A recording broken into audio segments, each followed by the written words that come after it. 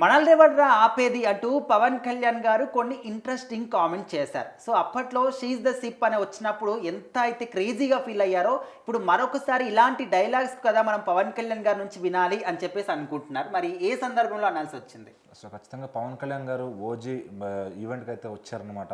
So LB స్టేడియంలో చాలా గ్రాండ్గా ఓజీ ఈవెంట్ ప్లాన్ చేశారు, కన్సర్ట్ లాగా ప్లాన్ చేశారు. సో దానికి పవన్ కళ్యాణ్ గారు వస్తారో రారో అని ఫ్యాన్స్ చాలా టెన్షన్గా ఉన్నారు.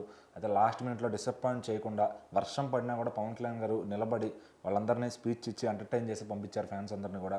సో మరి ఆయన ఏమేమి మాట్లాడారంటే, మరి ఆయన మాట్లాడిన మాటల్లో కొంత పొలిటికల్ టచ్ కూడా ఉన్నట్టు కనపడింది. సో నన్ను మీరు వదలలేకపోతున్నారు, ఇంత సపోర్ట్ చేస్తున్నారు, మీకు మీకు మీకు ఇంతకన్నా ఏమి ఇవ్వాలి నేను. సో నేను ఎంత చెప్పినా తక్కువే, నేను మీకోసమే పోరాడతాను.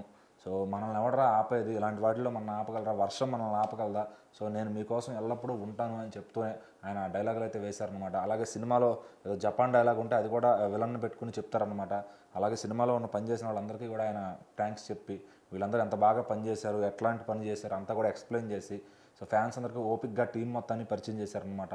అలాగే డైరెక్టర్ సుజిత్ భుజం పైన కూడా చేయి వేసుకుని అతన్ని పరిచయం చేయడం కానీ అందరికీ, ఫ్యాన్స్ అందరికీ సో ఒక మంచి అనుభూతి అయితే ఫ్యాన్స్కి అయితే వచ్చిందనమాట. ఇంకా ఆయన డైలాగులు ఇచ్చిన కిక్, అక్కడ అరిసిన వాళ్ళు అరుస్తూనే ఉన్నారు. ఆయన ఎంట్రీ దగ్గర నుంచి ఆయన స్పీచ్ అయ్యేదాకా ఫ్యాన్స్ అందరికీ ఇంకా అరిచి గొంతులు పోయి ఉంటాయి నాకు తెలిసి అయితే.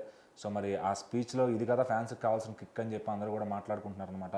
మరి అలాంటి పొలిటికల్ స్పీచెస్ ఇప్పుడు అంటే చాలా రోజులుగా వైట్ జుబ్బా ఇట్లాంటివి వేసుకొస్తూ ఉంటారు, కానీ సో ఈసారి మాత్రం ఆయన బ్లాక్ అండ్ బ్లాక్తో వేసుకుని వచ్చి అందరిని సర్ప్రైజ్ చేశారు. అంటే ఈ మధ్యన ఈవెంట్స్కి ఎక్కడ ఆయన బ్లాక్ అండ్ బ్లాక్ అట్లా ఏదో వేరే కాస్ట్యూమ్స్లో రావట్లా. ఇంకా ఒక పొలిటీషియన్ వస్తే ఎట్లా వస్తారో అట్లా వైట్ అండ్ వైట్ జుబ్బా అది వేసుకుని వస్తే ఫ్యాన్స్ కొంచెం డిసప్పాయింట్ అవుతారు, అన్న ఆడియో ఫంక్షన్ కూడా ఇలా రావడం ఏంటని చెప్పి.